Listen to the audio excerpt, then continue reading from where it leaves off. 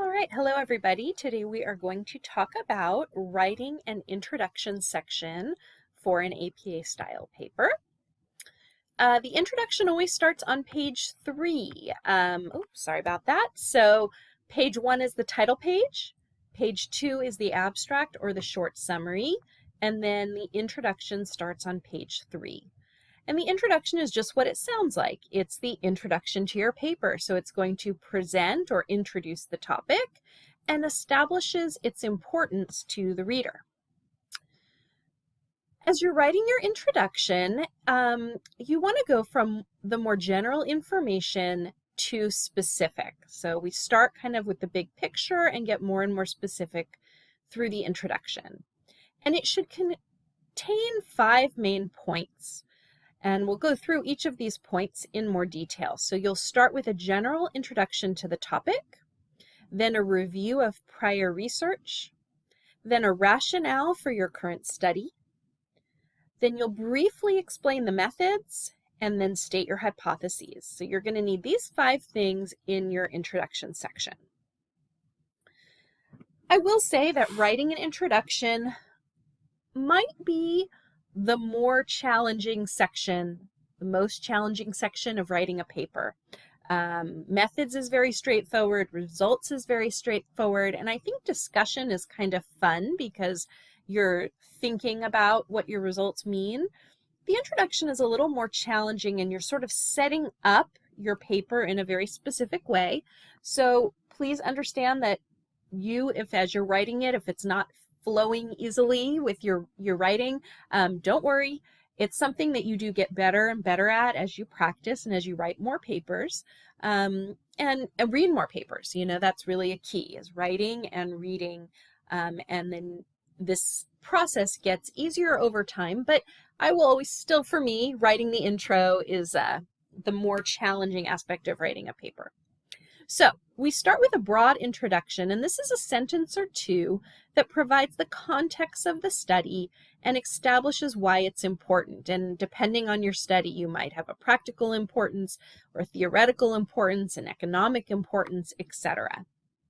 So if we were writing a paper on childhood obesity in the United States, you would want an introduction sentence or two that talks about childhood obesity in the United States generally, its real-world implications. You want to gain the reader's interest and attention, just like the first couple sentences of any book or article that you're reading. And then maybe a little about theories of childhood obesity, more specifically, depending on what your paper is about. Are you talking about biological aspects or environmental aspects or hormonal aspects? So maybe a sentence or two about that. But you're generally introducing your topic to the reader. So if we were writing a paper on childhood obesity being a significant problem in the United States, and this was the introduction sentence I came up with. Obesity is a major public health concern in all industrial nations and is an important threat to the well-being of millions. Worldwide rates range from, and I went from there. Can you think of what the problem is with this sentence or how we could make it better? And what you want to do is, as we said, have a broad introduction, but not too broad. Our paper is on childhood obesity. So simply adding the word here, childhood, in front of obesity, so that you know we're focusing on that. That's what our paper is about. And then we were talking about in the United States, but this sentence says is a major public health concern in all industrialized and industrial nations. So you might want to change this to in the United States, right? And then instead of worldwide rates, we would talk about rates in the United States. So it's a broad introduction, but again, it's not too broad that you're encompassing too much. You want your reader to know what your paper is about from the first sentence or two. And so basically the variables that you're studying, if it's childhood obesity, and the population in the United States, should be mentioned in those first couple of sentences. After you do that beginning sentence or two introduction, we start reviewing the relevant literature. So lots of other people have done research studies, if we're talking about childhood obesity. On childhood obesity, you're certainly not the first one. And in fact, unless you're coming up with some brand new thing that is completely new, someone has always done some research on which your ideas are kind of building off of. And so we always review the literature, and we'll learn how to do a literature search. You may have already done a literature search where you're looking at articles that have already been written and reading articles that give you a good understanding of where the science is currently on whatever the topic is that you're studying. And so the goal is to summarize the current knowledge. We need a history of past research and why the study is needed. And that's really the key in your introduction. You're going to keep coming back to the idea of why this study is needed. In our class, we're going to start with the articles that either that article you found or an article I gave you. We're not going to do a huge comprehensive literature review, so don't worry. You can all take a deep breath. We're just going to start reading one or two papers.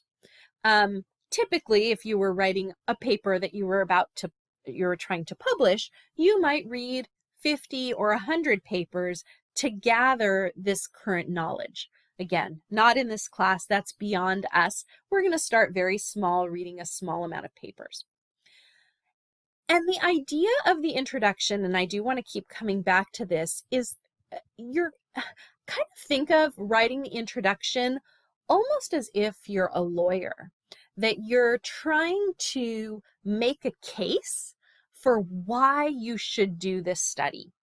That's what every little piece of evidence and every sentence in your introduction should be going towards. It's building your case as to why the study is needed.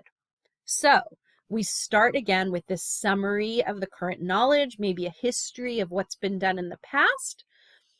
And we're going to be looking for things like knowledge gaps. What do we not know? A lot of research has been done, again, let's say on childhood obesity in the United States, but what question is left unanswered? That's your research study. You're trying to answer a question that we still have. So maybe by reading the previous literature, you're finding, I'm going to skip right here to unanswered questions, that there's some aspect of childhood obesity in the United States that nobody studied before. And so that's why you're going to study it. Or you might find inconsistent results. Well, this is more common if you read a number of papers. If you read a number of papers, one might find one result, another paper might find the opposite result, and so you have inconsistencies in the literature, and so you need your paper, right, in your study to kind of try to figure out what's happening. Or maybe as you read over other past research studies, you're finding methodological problems. You think, I don't really like the methods they used, or I think I have an issue with the sample that they used. You're looking at methodological issues, and so you say, well, I need to do this study because I need to fix those methodological problems in my research study. So not only are you reading for a summary of our current knowledge, but you're reading for why this study, your current study, is needed. And so your literature review really sets up the specific question that your study is going to address. The goal of the introduction is not just to summarize other people's past work. You don't need to do that. If people want to read other people's work, they could go read those articles, right? But the point is that you're pulling out ideas and parts of articles that you're reading that set up why it's the evidence as to why your study is important. Okay. This literature review, the introduction, because it's pretty much all based on the articles that you've been reading, there are citations, in-text citations, after any sentence that you need to cite that has an idea from someone else's paper. And we cite using the author's last name and year, and you can find how to do in-text citations in your Writing with Style book, or looking at the APA, looking up APA in-text citations on Google, and finding a website. But it's basically the author's last name, comma, the year after the sentence. So you can see here, several studies have indicated the weak effects of the DOE drug reduction intervention program when it's used with adolescents. And that sentence, there's a parentheses, and they actually have 3 studies there. Smith in 2006, Jones did a study in 2007, and Black in 2008. And the parentheses, and then there's a period. And this is, again, taking a lot of information, 3 research studies, and you can see that they're not just summarizing the studies, they're taking really the bottom line. What did all 3 studies find? They all found that this drug reduction intervention program isn't very effective when used with adolescents. And that's how your introduction should be written. Not just a summary, but you're taking the main ideas, the main points. Now, of those studies, you can see as an example, Smith in 2006, and again, this is a citation format, used the largest, most representative sample. And she reported an average level of decrease in marijuana use from pre-test to post-test of only 2.2. So you might then say, I'm going to look at one study and give a little more detail, but you don't need to just have a list, one paragraph, another paragraph, another paragraph describing these 3 studies. Again, whatever the evidence you need is saying, hey, this program doesn't seem to work. And maybe this person's research study is now trying a different drug intervention program. And so the goal here of the introduction is to say, there's been a lot of research on this particular drug reduction intervention program, and it's not very effective. And maybe give a little more detail about what people have found that it's not very effective. Therefore, we're going to do our study on the Dr. Spilkin drug reduction intervention program, right? Do you see how I'm building the case for why I have to do my study? This is a website that helps with citations and references as well. So you could look at that OWL Purdue website. In reviewing the prior research, you're going to use the article either that I gave you or that you find, and any other articles that you may want to use. And again, each paper that we use, I'll let you know what article you'll be using or what article you need to find. And you're going to describe the relevant information from the articles. And it can be earlier research that was reviewed in that particular paper that you're reading, and any new research that's reported in the article. Now, these research papers are complex papers to read, and you are beginning your research career. So you can probably find out what you need about the methods and results section either by reading just the abstract, which is that summary. So I would say you want to read the abstract, you'd want to read the introduction. Methods and results you can skim. You might understand the methods depending on what the methods were. The results is all statistics, and I wouldn't be surprised if you can't really understand that at this point because you haven't learned all those statistics. So you can almost just skip the results and then go to the discussion section where they discuss the results in words. Okay. Again, you are not to report everything from the article, only what you find to be relevant. And each of us would think about this research study in our own way and have our own ideas about what's important. So you're picking out what you think is important. And again, everybody in this class might have a different viewpoint, and that's fine. In fact, that's great. And then remember to use in-text citations. And at the end, when we put this whole paper together, we'll be writing a reference page. So you'll learn how to do references, but that we'll do at the end. And I just wanted to show you, this was my undergraduate honors thesis. I did an honors thesis in psychology, and it actually was published, which was very exciting. But I wanted you to see that the introduction is filled with citations. This is just the first paragraph. And that's how it should be, because remember, you're reading other people's research and you're reporting about it. And you can see here, my research study was on visuospatial errors after children experienced strokes. And so you can see my kind of broad introduction. The neuropsychological consequences of stroke in adults have been the study of a large number of studies since Broca's 1965 original observation on aphasia. The literature of the effects of stroke during adulthood show that patients may be left with significant decrements in IQ, as well as major cognitive, motor, and linguistic impairments. And then you see I have 1, 2, 3, 4, 5, 6 different citations, 6 different papers. So I'm not telling you what every single person did. I'm summarizing that all of these papers are showing that after stroke in adulthood, people are often left with IQ, cognitive, motor, and linguistic impairments. Studies on children who have sustained strokes very early in life have, in general, found a more optimistic outcome. And again, I've got a whole bunch of research papers there.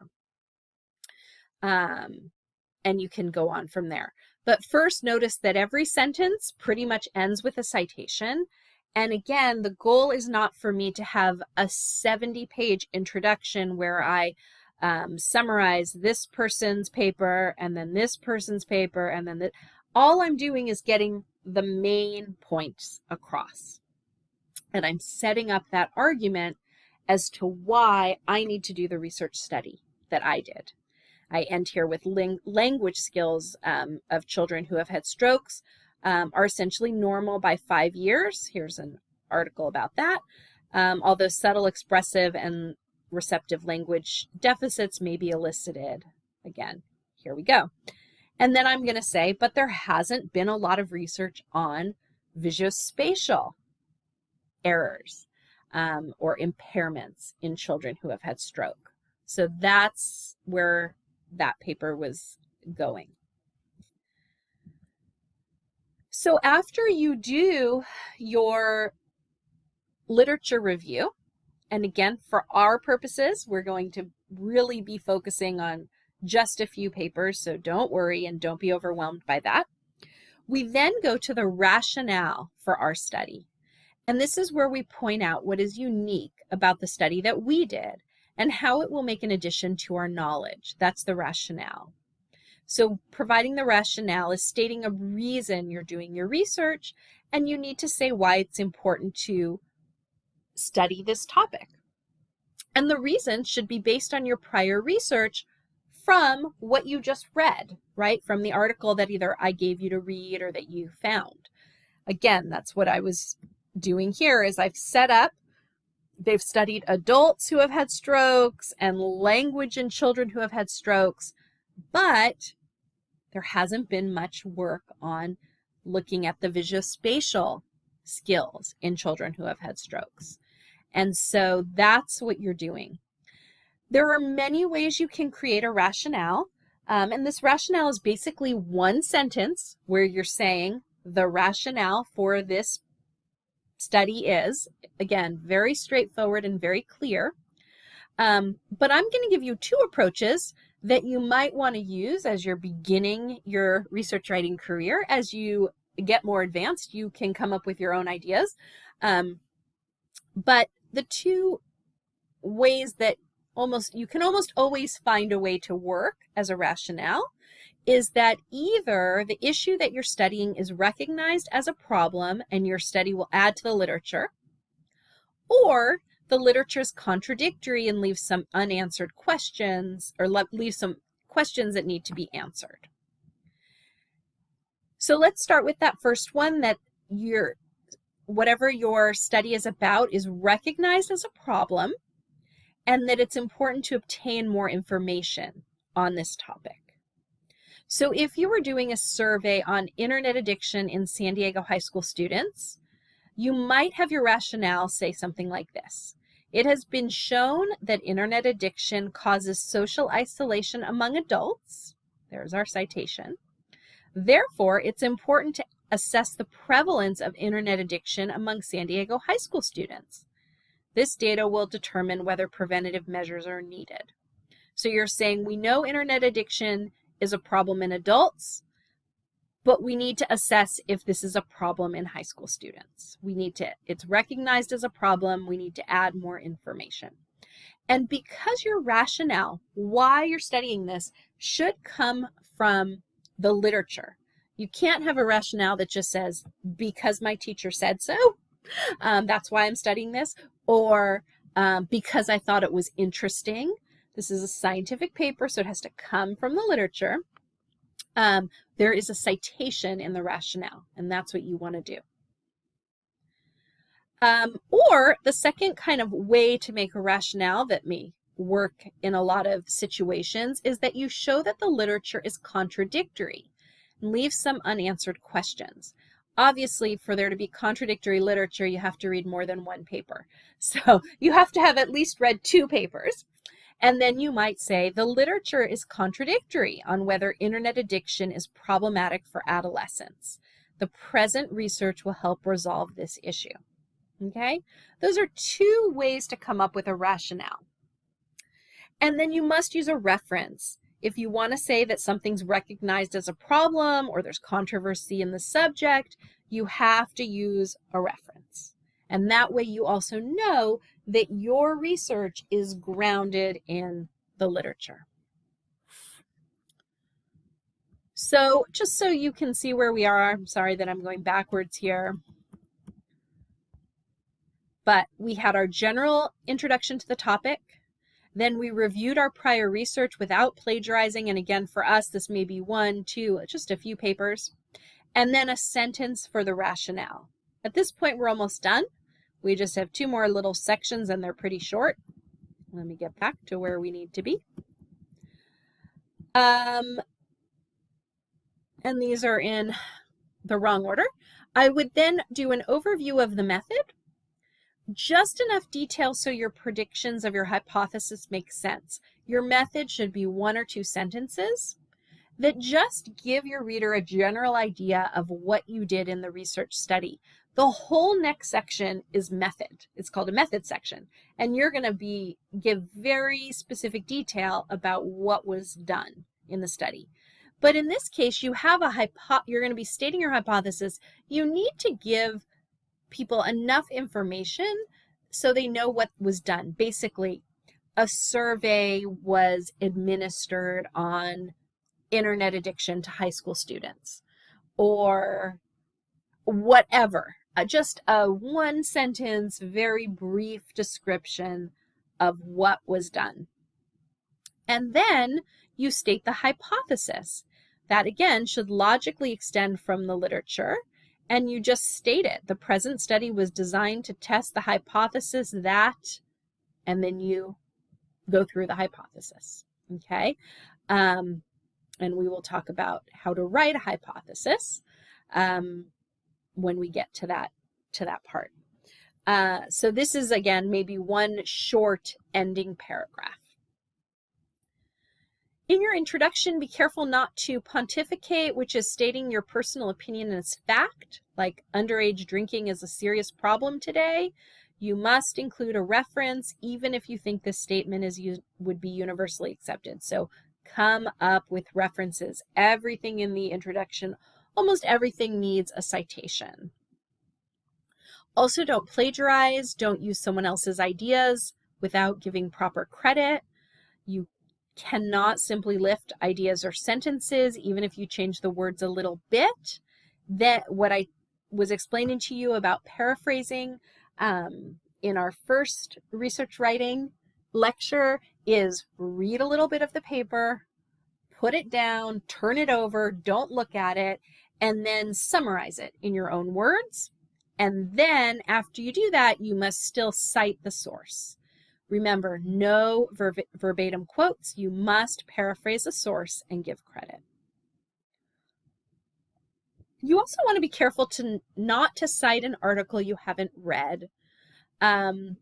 This is not usually an issue if you are really writing a paper. If there's an article that you're interested in reading, you go read it.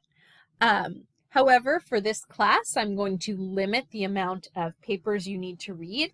And so maybe you're reading the paper that that you found and you go, gosh, there's like 4 other research papers in here that would be really interesting. Well, I'm not going to make you read them, even though typically you would. Why would you typically go read those papers? Because you never want to take someone else's word for it. Again, this is science. So if you're reading somebody's paper and they mention another research paper that you think is very interesting and they kind of explain what those results were, you don't want to just take their word for it. You want to actually go and read that person's original paper. And then again, you might talk about that in your introduction for your study.